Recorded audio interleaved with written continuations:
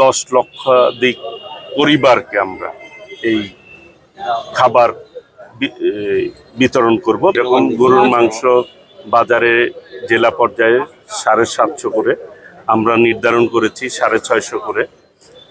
ডিমের দাম আমরা 7 টাকায় নির্ধারণ করেছি, ঢাকায় 8 টাকা করে।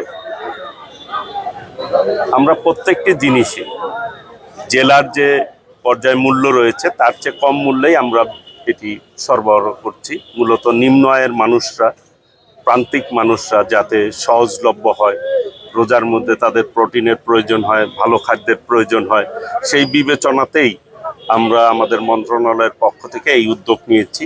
সারা বাংলাদেশেই মাসব্যাপী এই রোজার যখন চলবে পুরা মাসই আমরা এই কার্যক্রম অব্যাহত বিক্রি করব ন্যায্য মূল্যে। এতে করে কিন্তু বাজারও কিছুটা নিয়ন্ত্রণ থাকবে।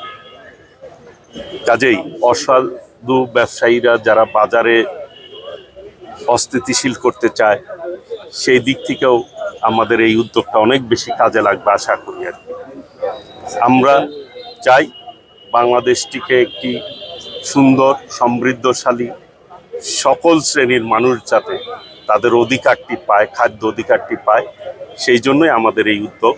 আপনাদের সকলের সহযোগিতা কামনা করছি। আমরা পর্যায়ক্রমে এর পরিমাণ আরও বাড়াবো ইনশাল্লাহ। অবশ্যই পোলট্রি শিল্প যাতে টিকে থাকে, সেই ব্যবসায়ীদের সহযোগিতার জন্য আমি অবশ্যই পদক্ষেপ নেব। তাদের সাথে বসবো, তাদের সাথে মত বিনিময় করব, তাদের সাথে কথা বলেই ইনশাল্লাহ তাদের যে সমস্যাগুলি আছে শুনে পদক্ষেপ নিব, তারা যাতে ক্ষতিগ্রস্ত না হয় এবং এই শিল্প যাতে টিকে থাকে সেই অনুযায়ী আমি ব্যবস্থা গ্রহণ করবো ইনশাল্লাহ।